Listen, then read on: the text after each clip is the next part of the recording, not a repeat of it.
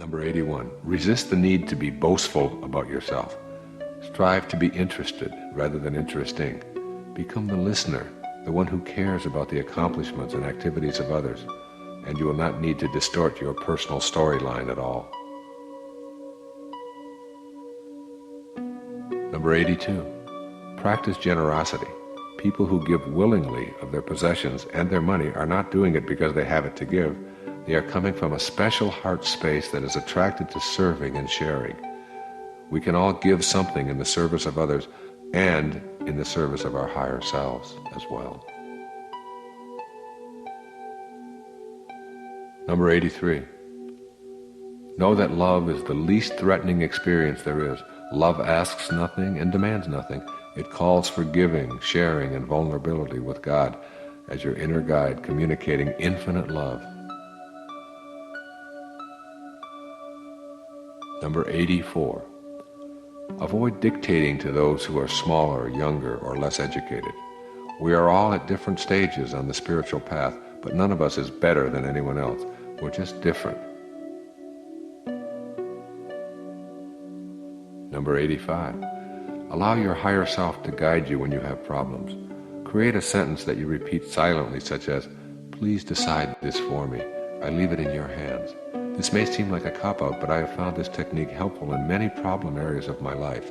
Turning to God is like turning to the higher part of yourself and asking for the guidance to make the right decision in this moment. Number 86.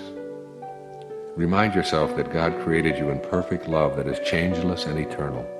Your body is changing, as is your mind. So you are not that body or that mind. You were created as a spirit that is pure love. That is where you want to keep your attention focused, on the spirit that is pure love.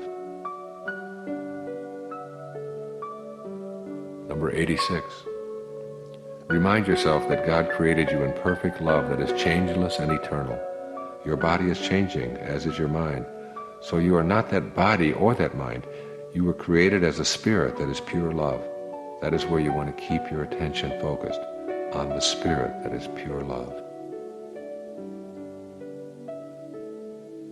Number 87. Free yourself from addictions, that is, addictions to substances such as alcohol, drugs, sugar, caffeine, or more abstract concepts such as approval and danger and sexual conquest. All of this is just your ego at work. When you know that you have the presence of God within you, you will no longer be addicted to externals. Number 88. Begin keeping track of the judgmental thoughts that you allow in your thoughts each and every day.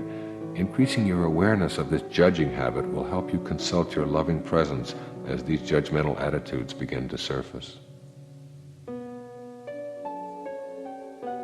Number 89. Rather than continually making an issue of things with your immediate family and friends, try letting go of your ego investment in favor of a more peaceful point of view. You only need a few seconds to pause and know how much better peace feels. Allow them to be who they are, and let go of your need to be offended by all that they are or are not. That's just your ego at work. Unconditional love means just that. You love them without any conditions. Number 90. Instead of cursing the past, bless it and forgive yourself entirely. When you know that all of those experiences were a part of the divine design of your life, you can afford to forgive.